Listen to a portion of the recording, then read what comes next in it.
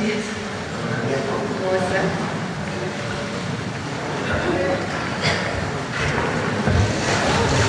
Bien, disculpen que nos hizo un poco tarde en la reunión de seguridad.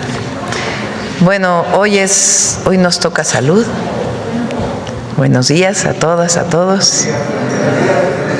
Está con nosotros el secretario de Salud, David Kersenovich, Eduardo Clark, subsecretario de Integración y Desarrollo del Sector Salud, Zoe Robledo, director general del IMSS, Martí Batres, director general del ISSSTE, y Alejandro Schwartz, director general del IMSS Bienestar. Y está Alfonso Suárez del Real, porque ayer no cerramos con Humanismo Mexicano, entonces hoy viene el cierre de Humanismo Mexicano al final de la conferencia. Bueno, hoy nos van a hablar los directores de las distintas instituciones de salud de un balance del 2025. Nos fijamos una serie de metas de la cantidad de consultas de especialidad, consultas generales, cirugías, para poder disminuir los tiempos. Entonces, el día de hoy nos van a presentar los resultados del 2025 y evidentemente pues queremos seguir avanzando para el 2026. Y al final ahora va a hablar el doctor Kersenovich sobre un centro de imagenología especializado que ya inició su construcción, donde están los Institutos Nacionales de Salud, en Tlalpan, en la Ciudad de México, pero que va a funcionar para todo el país, como un centro de diagnóstico para todas las instituciones, sobre todo de tercer nivel. Bueno, entonces damos primero la palabra a Zoe. Adelante. Muchas gracias, Presidenta. Muy buenos días a todas y a todos. Como lo anunciamos aquí en la Mañanera del Pueblo, todos los esfuerzos que se hacen a la hora de contratar personal, médicas y médicos especialistas, de mejorar la infraestructura que durante tantos años estuvo sin inversión, incluso en la construcción de nuevos hospitales o unidades de medicina familiar en el IMSS, tienen un objetivo, y esto es producir salud, crecer en la capacidad de atención. Por eso nos pusimos como meta la estrategia 230-100, 2 millones de cirugías, 30 millones de consultas de especialidad y 100 millones de consultas de medicina familiar en el primer nivel de atención. Esto con el objetivo que al hacer más podamos reducir los tiempos de espera sin jamás comprometer la calidad y la seguridad de la atención. Y estos son los resultados que tuvimos en 2025.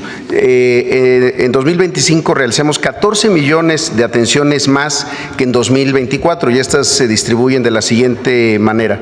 Fueron 1.78 millones de cirugías, es decir, 1.780.000 cirugías realizadas en el 2025. Es un incremento del 29% con respecto al año anterior, el 90% de la meta planteada.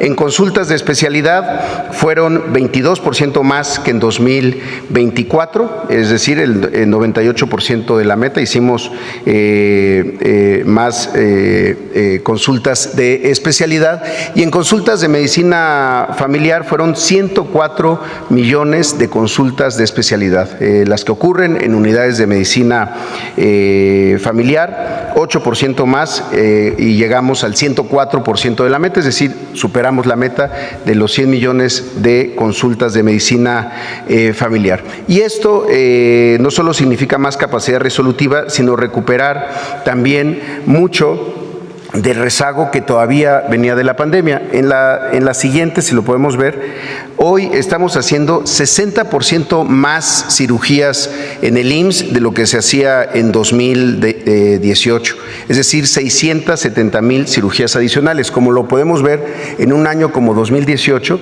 que ya venía una tendencia incluso decreciente, iba a la baja el número de cirugías que se hacían en el IMSS desde 2012 hasta 2018. De 1.1 millones de cirugías en un año, llegamos a 1.7, es decir, 60% más. Para eso es que se ha hecho toda la inversión y el crecimiento del Seguro Social. Si damos a la siguiente, y esto también ha tenido impactos positivos en tiempos de espera. Aquí trajimos tres ejemplos de tres cirugías muy comunes. Las cataratas, por ejemplo, aumentamos en 25% con respecto al año pasado y con una disminución de 12 días de tiempo desde que se identifica la necesidad quirúrgica, la necesidad de una cirugía, hasta que se realice el procedimiento. En cirugía de vesícula, incrementamos en 15% el número de cirugías y esto trajo consigo una disminución de 10 días de tiempo para la espera. Y en cirugía de cadera fue un incremento del 16% en el número de este tipo de cirugías, un aumento de 1.397 cirugías de cadera adicionales con respecto a las que se hicieron en el año anterior. En la que sigue es consulta de especialidad. Aquí es en donde se ve el incremento más grande.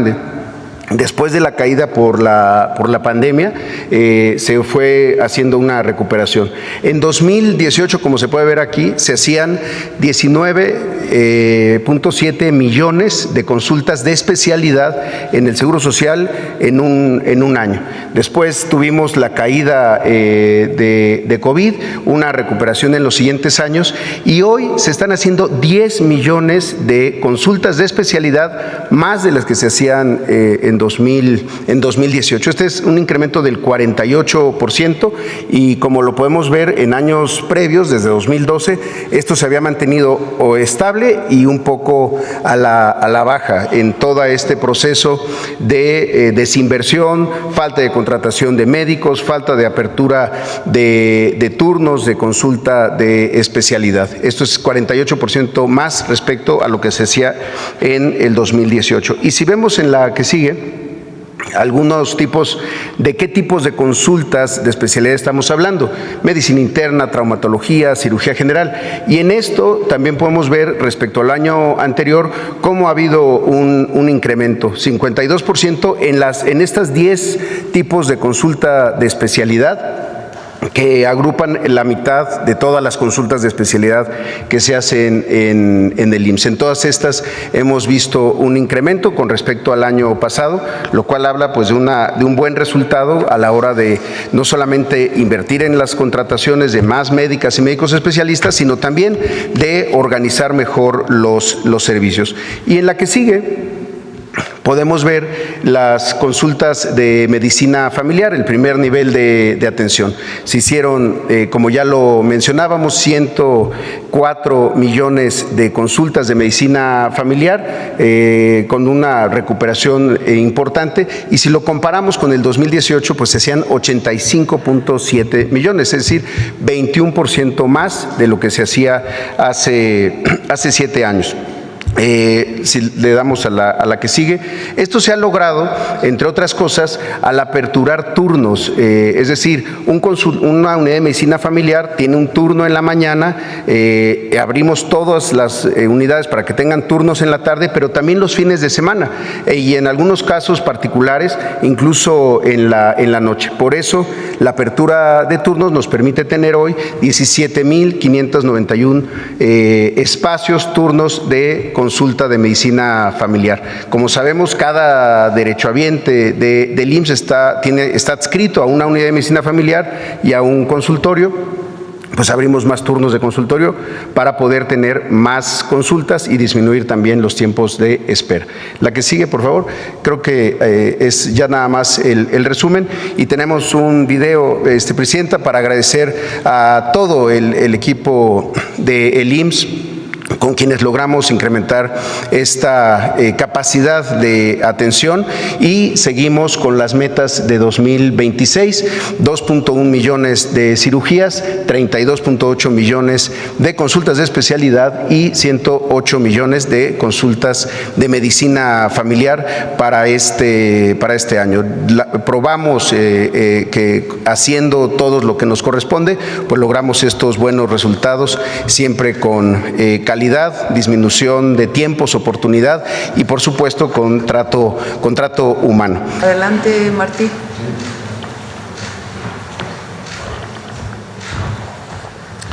Buenos días, Presidenta. Buenos días, amigos de los medios de comunicación.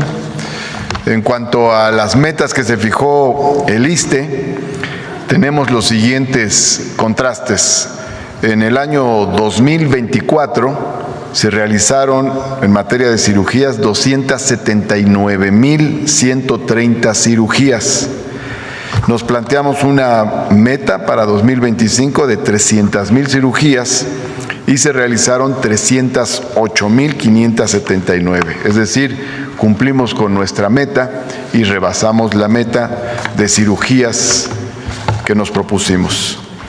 En materia de consultas, tuvimos en el año 2024 22,536,253 consultas y nos planteamos una meta de 24 millones de consultas para el 2025 y se realizaron 24,291,189. También en este caso se rebasó la meta que nos propusimos, tanto en consultas como en cirugías, un poco más porcentualmente en cirugías. Esto se debe fundamentalmente a algunas medidas que se tomaron. A lo largo del 2025 arreglamos 49 quirófanos y tomando en cuenta las nuevas unidades, sumamos 28 quirófanos más. En relación a la actividad, agregamos e intensificamos las jornadas quirúrgicas, una concentración de cirujanas, cirujanos y personal del llamado equipo quirúrgico en diversas unidades regionales para hacer muchas cirugías a lo largo de una semana. Y por otra parte también, tanto para las consultas como para las cirugías, nos ayudó una medida que tomamos que fue la ampliación voluntaria de jornadas de trabajo de 6 a 8 horas, porque eso nos permitió disponer de más horas, además de que mejoraron las condiciones del personal, de más horas de labor, especialmente enfocadas a estos dos ámbitos que son los que más les hemos pedido a nuestro personal. Tenemos un breve video, no sé si les llegó. En el ISSSTE, el fortalecimiento de la infraestructura y los servicios de salud se refleja en la superación de objetivos durante 2025.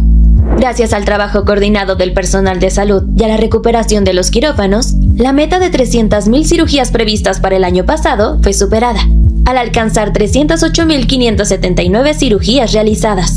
En materia de consultas médicas de primer nivel y de especialidad, la meta programada fue de 24 millones, la cual también fue rebasada al registrar 24,291,000 consultas otorgadas durante 2025. Con estos resultados, el ISSSTE avanza en la consolidación de una atención médica oportuna y contrato digno para su derecho a biencia. Es cuanto, Presidenta. No iba a ver el enlace. No sé. Pues como vi que era importante esto, me para que ya se los enlace la próxima. Además les faltaba una ¿Por qué me platicas de qué se trataba para la próxima? Bueno, terminamos una obra y quedó muy bonita, pero además de mucha calidad, que es la nueva sala de urgencias del Hospital Fernando Quirós. El Hospital Fernando Quirós es de esos hospitales, es de la Ciudad de México, de los años 60, es un hospital de hace muchos años. Y ya la sala de urgencias estaba muy desbordada. Entonces se hizo una nueva sala de urgencias, es un proyecto que ya estaba, lo retomamos y se terminó y quedó de muy buen nivel, de gran calidad, por todo el instrumental y por toda la renovación integral que implicó. Entonces, bueno, nosotros queríamos para hoy hacer un enlace con la Presidenta, pero como estaba esta información que es importante de que las diversas instituciones cumplieron metas y las rebasaron, entonces ya nos vinimos para acá, pero en la próxima mañanera haremos un enlace para la inauguración formal de la sala de urgencias que se terminó y ya nada más está esperando, termina la capacitación para echarse a andar. Es una sala que duplicó su dimensión, amplió las salas de choque, el número de camas, y los aparatos con los que trabaja. Ya lo veremos y ya les comentaremos en detalle si hay la próxima semana o en 2 semanas en el enlace que haremos ahora sí con la presidenta. Gracias. Adelante, Alejandro.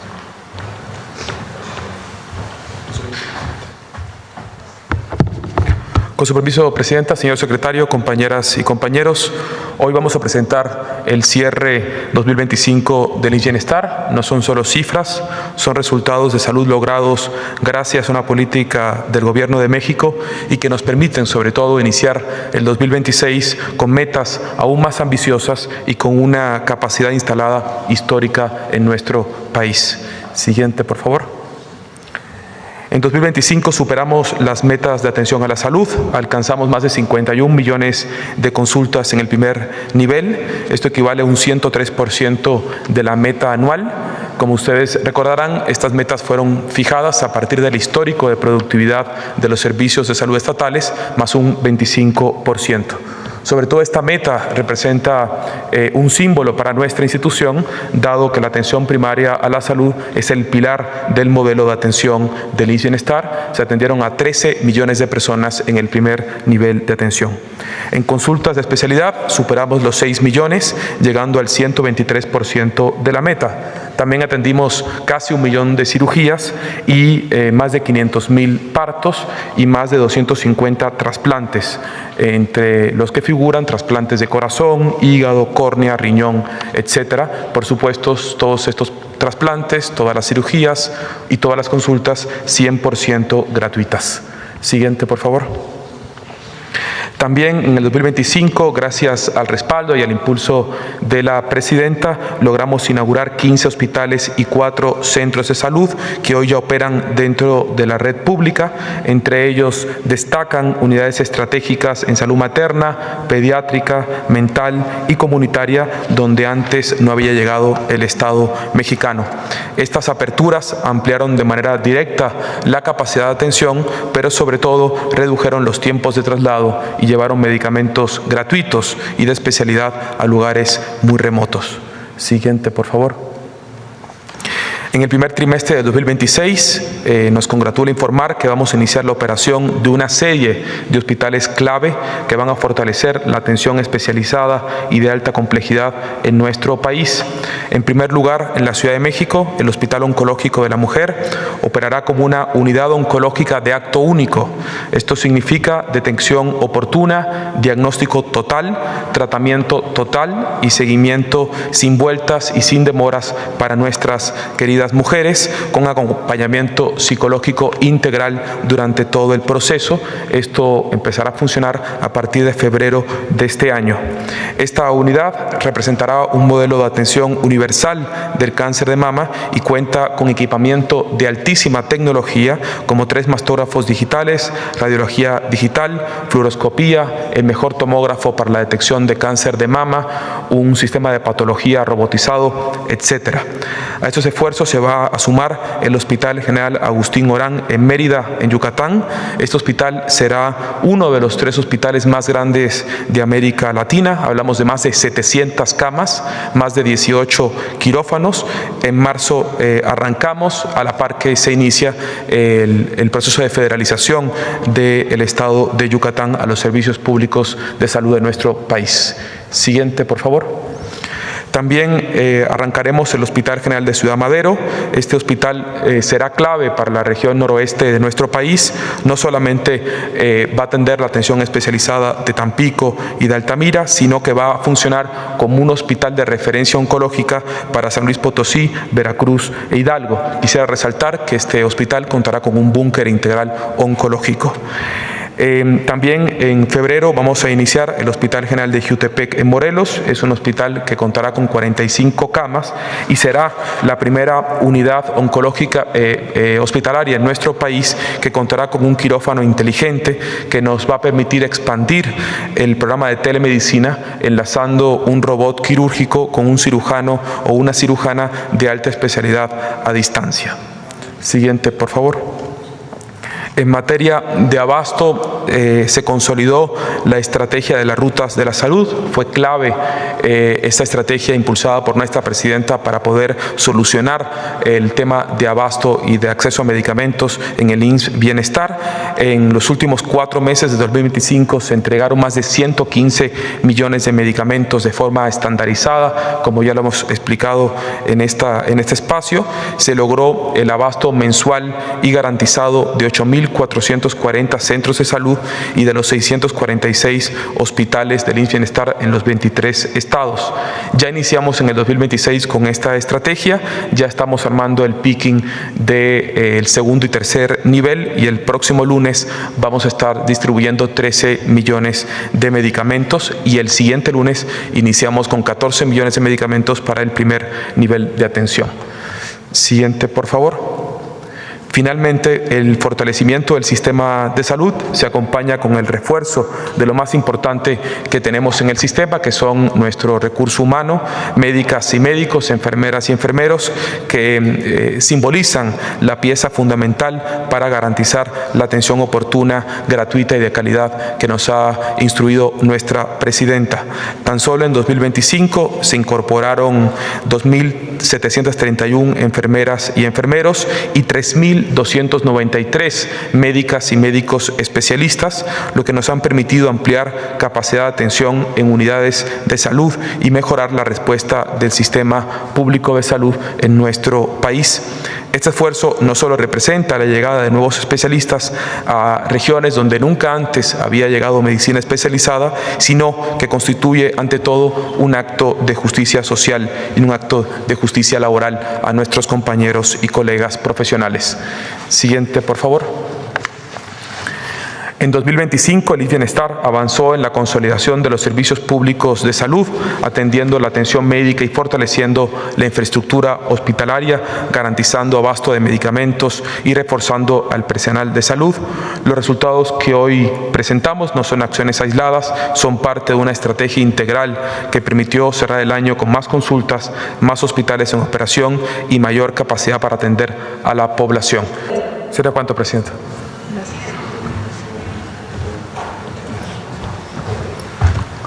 Con su permiso, Presidenta. 8 de los institutos nacionales de salud que reciben enfermos de alta especialidad están localizados en la zona de Tlalpan. Y la mayor parte de los enfermos que llegan a requerir alta especialidad requieren de estudios radiológicos especializados como son resonancia magnética o un PET. Lo que les voy a presentar tiene que ver con un centro diagnóstico de alta especialidad localizado en Tlalpan y que permitirá, además de hacer los estudios, convertirse en un centro de formación de recursos humanos para la alta especialidad en radiología. Y además, la radiología, como ustedes acaban de ver hace unos momentos, viaja la imagen de un sitio lejano en el país hacia un centro que será de análisis de referencia especializado. Habiendo dicho eso, me pasa la siguiente, por favor. Este es el sitio donde va a estar localizado el centro. Está situado al lado del Instituto Nacional de Medicina Genómica, en donde está la Comisión de Bioética, en donde estamos construyendo además también una central de mezclas que va a servir para todos los institutos nacionales de salud y se extenderán sus servicios a la Ciudad de México. Está señalado allí en rojo el terreno donde va a estar el Centro de Imagenología, que empezó su construcción precisamente el día de ayer. La siguiente, por favor. En este centro tenemos el propósito, la meta de poder hacer de estudios de PET que tienen que ver para detectar cáncer, etcétera, 90 estudios por día. El centro va a estar abierto de las 7 de la mañana a las 10 de la noche y la meta es hacer 90 estudios de PET al día. Y además va a haber 5 equipos de resonancia magnética que van a hacer 100 estudios al día. De esa manera vamos a poder hacer que la atención ocurra en forma más temprana, las decisiones terapéuticas se tomen a tiempo en lo que tiene que ver con el abordaje del estudio de estos pacientes. La siguiente, por favor. Pero además tiene que ver cómo va a estar diseñado el centro. Tiene 5 equipos de resonancia magnética, 3 equipos de PET, pero tiene alrededor de ellos 20 salas de preparación. Cuando un paciente llega a hacerse un estudio especializado, tiene que entrar a un cuarto de preparación donde se le canaliza, se le pasa una vena por el que se pasan los medios de contraste y después pasa al estudio de rayos X. Teniendo todos esos equipos vamos a poder tener 20 pacientes en preparación, de tal manera que cuando en un paciente termine no se tenga que invertir en estar esperando 45 minutos o 1 hora para poderlo atender, sino que el paciente será atendido en estos 20 cuartos para que entonces se pueda hacer un estudio tras otro y poder acelerar el tiempo. La siguiente, por favor. ¿En qué consiste esto? Está ubicado, como les digo, a un lado de la Comisión Nacional de Bioética en el Arenal. Es una sola planta de 3.565 metros. Va a tener una fachada de bajo mantenimiento.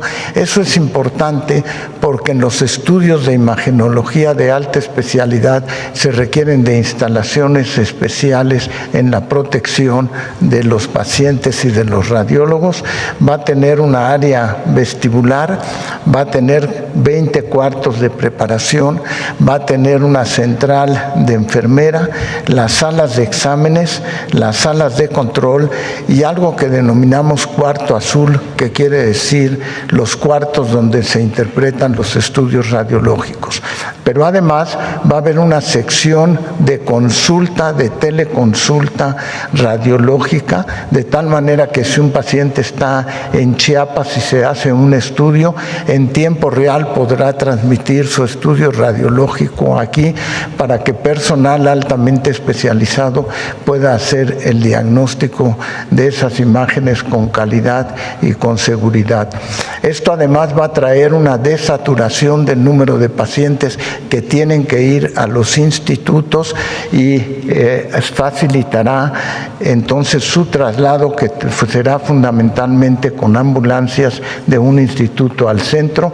La distancia de cada uno de ellos es cercana a todos los 8 institutos. Muchas gracias. Pues esta es la información del día de hoy. Vamos con las preguntas. A ver, para el ISSSTE.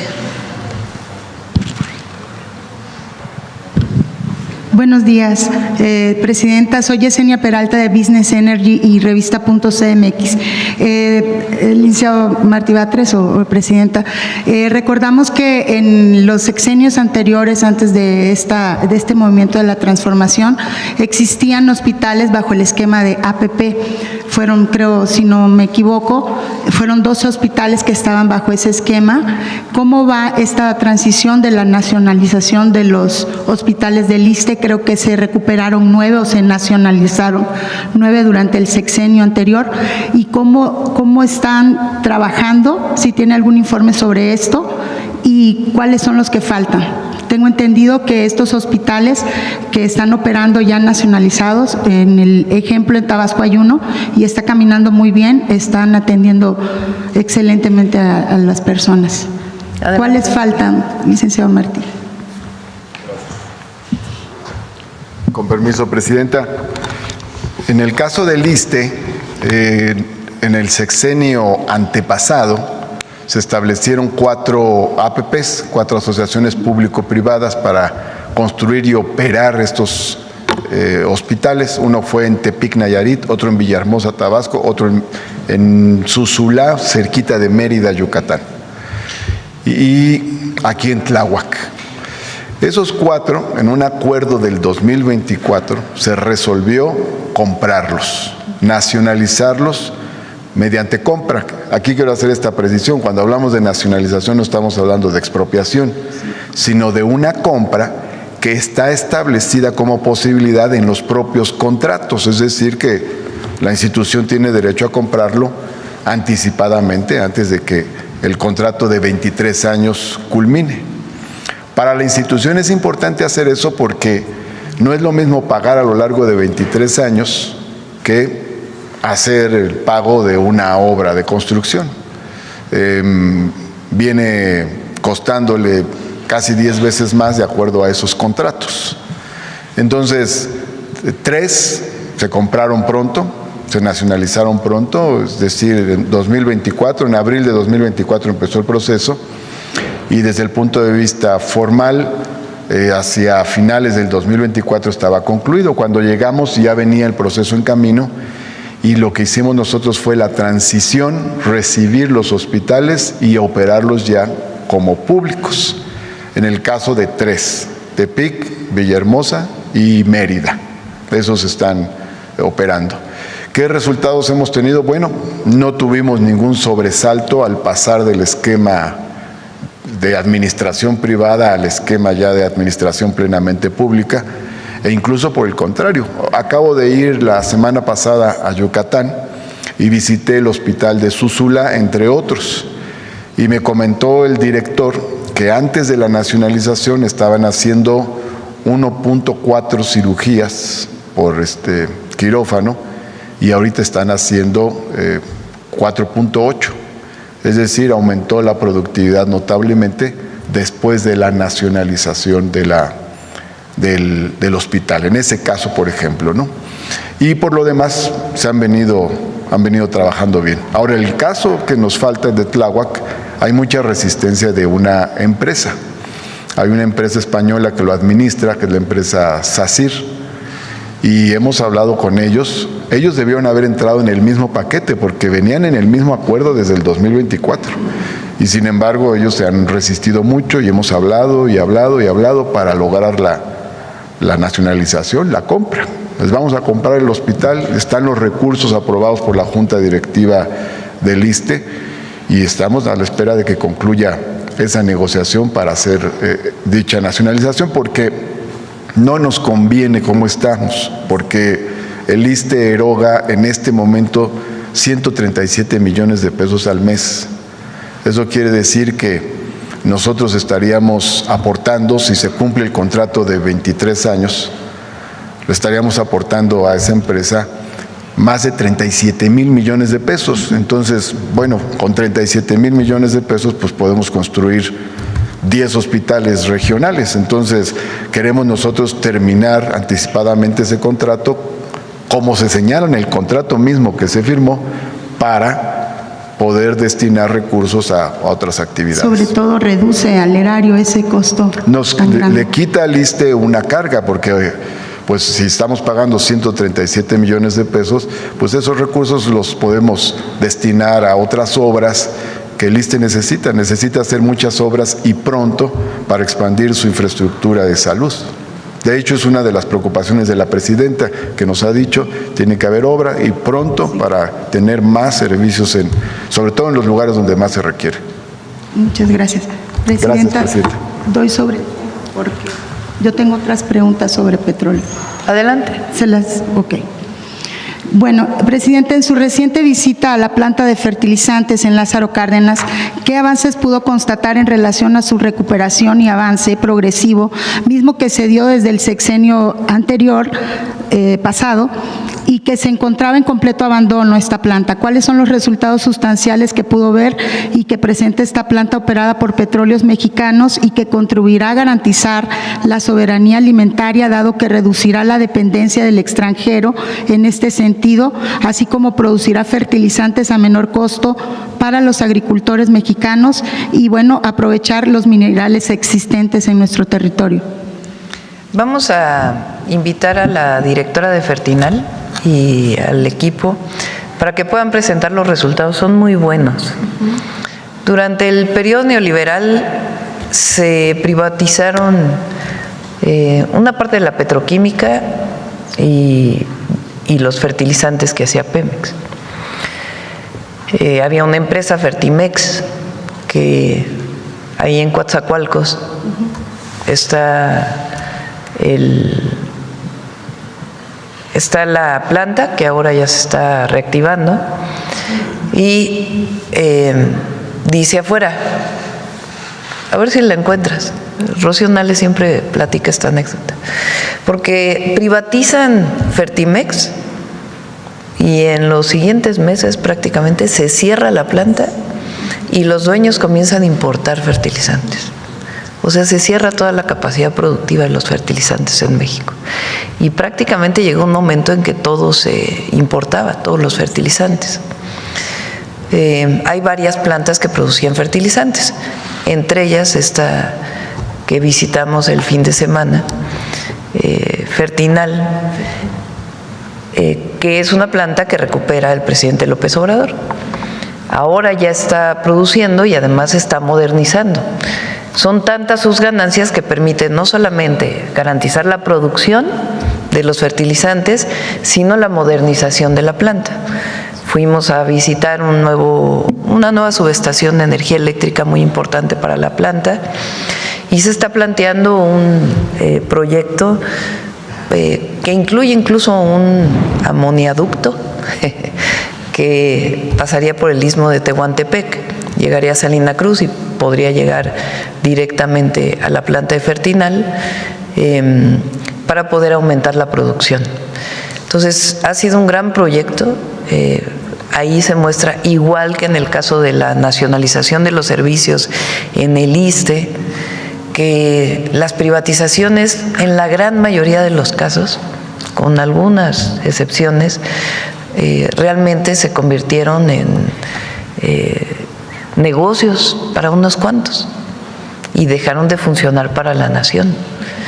Entonces, afortunadamente ahora estamos dándole continuidad y vamos a invertir más para la producción de los fertilizantes en nuestro país. Estos fertilizantes, la mayoría de ellos, se regalan, se dan de manera gratuita a los pequeños productores de nuestro país a través de la Secretaría de Agricultura y Desarrollo Rural, y otra parte se exporta. Entonces, es una planta de mucho potencial, vamos a invertir todavía más y el objetivo pues es que se produzcan en México los fertilizantes que se consumen en México. ¿Y reducir la dependencia o qué? Reducir la dependencia, y además Pemex lo está haciendo junto con los trabajadores mineros, porque hay una mina en Baja California Sur que una parte de la materia prima que se usa para la producción de fertilizantes viene de ahí, es todo el ciclo.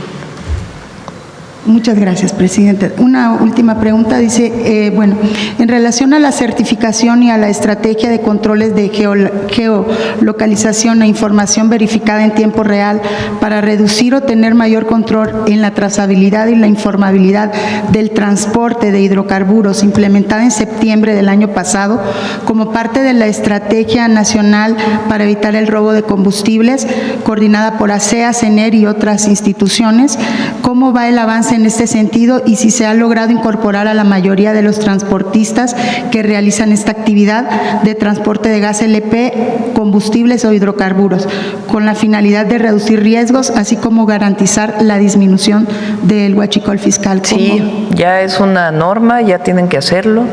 Si ustedes ven en las carreteras, la gran mayoría de los vehículos que transportan combustible tienen un QR que tienen que tener toda la información. La Guardia Nacional puede pararlos para revisarlo, tiene toda la información. Si por alguna razón no tiene el QR o no tiene la normatividad, entonces es detenido el vehículo. Mañana viene Pemex con Secretaría de Energía para informarles el proyecto de largo plazo, los resultados en 2025 y el proyecto de largo plazo de Pemex para darle continuidad. Y vamos a pedirle a la Secretaría de Energía que presente todo el trabajo que se ha hecho relacionado con el control del combustible en nuestro país, de la distribución, de la importación y la distribución del combustible. Muchas gracias, presidente. Vamos para acá. A ver, basta y luego vamos con Nancy. Ok, ¿Qué tal? Muy buenos días a todos y a todas. Juan Hernández de Diario Basta, Tabasco Hoy, Campeche Hoy, Quintana Roo Hoy de Grupo Cantón. Aunque a muchos les moleste, el hecho de hablar del pasado, el hecho de hablar pues de las administraciones pasadas, muchas veces se olvida precisamente de esta, y cito palabras del expresidente Andrés Manuel López Obrador, de herencias malditas. Estamos hablando aquí que en el sistema hospitalario a muchos se les olvida que había 90 hospitales que estaban abandonados, los otros 9 que habían mencionado de que estaban siendo rentados, y también se olvida de que prácticamente el ISSSTE estaba desmantelado, estaba privatizado, todo era rentado, todo era incluso hasta... Bueno, hay una situación pues bastante compleja que le tocó pues digamos a la entrada de los gobiernos de la 4T abordar, ¿no? Un sistema de salud que prácticamente los medicamentos nada más se concentraban en 10 empresas, que pues era un monopolio pues bastante, pues sí, bastante poderoso, ¿no? En donde había medios de comunicación y había políticos. Todo esto ahorita, dentro de este balance que están haciendo, por ejemplo, en el caso de los hospitales, ya de estos 90, ya cuántos, ya no sé si ya todo ya se entregó, ya se pudo. Hospitales, ¿no? Bueno, eso fue de lo de con Andrés Manuel López Obrador, ¿no? Esos de estos 90. Sí, ahorita le voy a pedir a Zoe que pueda. Ajá. Y también hablamos de sanear, porque también estaba muy enquistada la corrupción. Hay que recordar lo que en su momento el director Martí Batres hablaba del ISSSTE, de estas pensiones millonarias. Bueno, sí, realmente que estaban sangrando. El mal uso que le estaban dando a algunas instituciones. O sea, todo esto, ¿cómo lo han ido ya abatiendo, ya para que podamos hablar de un 100% pues ya de funcionamiento del sistema de salud? Porque a final de cuentas, sí les tocó volver a reconstruir un sistema de salud que estaba pues abandonado, sin especialistas, lo padecemos en la pandemia, sin infraestructura, que se tuvo que prácticamente en algunos casos reconstruir porque estaba abandonado, porque definitivamente la corrupción pues nada más estaba la pura fachada, pero realmente no había como tal un sistema de salud. Y ahorita se hablan de carencias, o hay quienes lo quieren manejar así, pero se les olvida lo que hay atrás. Entonces sí que nos puede comentar esta parte que vale la pena volver a rescatar. ¿Quieres comentar lo de los 80 hospitales? Ahora. Muchas gracias, Presidenta. Y efectivamente, en el modelo anterior, en el pasado, sobre todo con la época del Seguro Popular, lo que ocurría era que los estados solicitaban la construcción de un hospital. El Seguro Popular nunca atendió a nadie, eso hay que dejarlo muy claro. El Seguro Popular no era una institución de atención médica, era una forma de financiar a las secretarías de salud de los gobiernos de los estados. Entonces, un gobierno estatal le solicitaba a la Secretaría de Salud la construcción de un hospital, el Seguro Popular les daba el dinero para la construcción de ese hospital. ¿Qué es lo que pasaba? Ya fuera por asignación directa o por licitación, las empresas licitaban con tiempos y montos imposibles de alcanzar, y casi al día siguiente de que se daba el fallo de la licitación empezaban a pedir más tiempo o más dinero para concluir la obra. Se empezaban algunas de estas construcciones, y cuando esto no se resolvía favorablemente, iniciaban los litigios. Por eso decíamos tanto que había constructoras con más abogados que ingenieros, y por eso es que se empezó a dejar todo este modelo de Seguro Popular, este gran pues casi cementerio de elefantes blancos en obra negra, un número de 90 hospitales que estaban detenidos en su construcción, ya sea con niveles de avance muy incipientes, casi de cero, o ya en algunos casos con avances importantes, pero al final de cuentas para la gente era lo mismo, era ver una obra que no estaba funcionando. Nos dimos a la tarea primero de empezar a resolver temas jurídicos, y esto hablo de todo el sector, incluso antes del nacimiento del propio IMSS Bienestar. Pero déjenme darles algunos ejemplos nada más de algunos hospitales que iniciaron con el Seguro Popular, que no eran construcciones del IMSS y que el IMSS tuvo que rescatar, y que lo hicimos porque había necesidad. Uno muy emblemático, el de Ciudad Juárez, que incluso se inauguró el supuesto hospital de la Secretaría de Salud del gobierno de Chihuahua en Ciudad Juárez, cuando era un hospital que no estaba ni siquiera al 40% de su conclusión. Ese es un caso. Lo mismo pasó en Ticul, con una APP que se entró al rescate y que ya está por concluirse. En Campeche, recientemente lo visitamos y está por arrancar en este mes su operación, un hospital que durante 10 años la Secretaría de Salud del gobierno del estado de Campeche de aquel entonces dejó inconclusa y botada en Ciudad del Carmen. Lo mismo en Arandas, en Jalisco, otro hospital que inició en 2012, la primera piedra, se pusieron 3 primeras piedras de ese hospital y no se había concluido. Hoy es un hospital que ya está operando. Y también casos en el Seguro Social, en Acuña, aquí en Villacuapa, también en Pachuca, que eran obras que ya habían superado el tiempo para su contratación y que se entró para poder concluirlas, y que hoy ya están operando.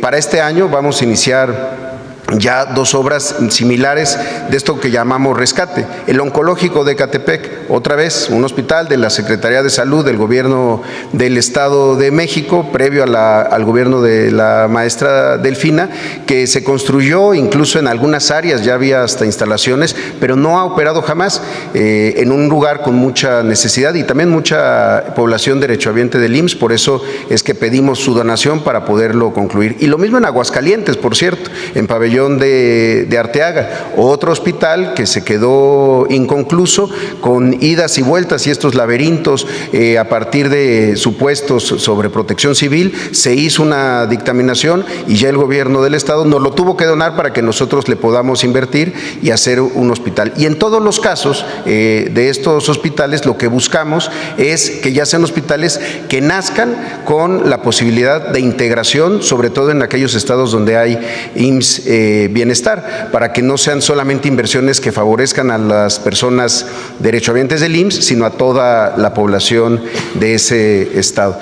La verdad que de los 90 y en muchos otros casos se han logrado concluir y están ya operando. Perfecto. Bueno, ese sería por un tema. Bueno.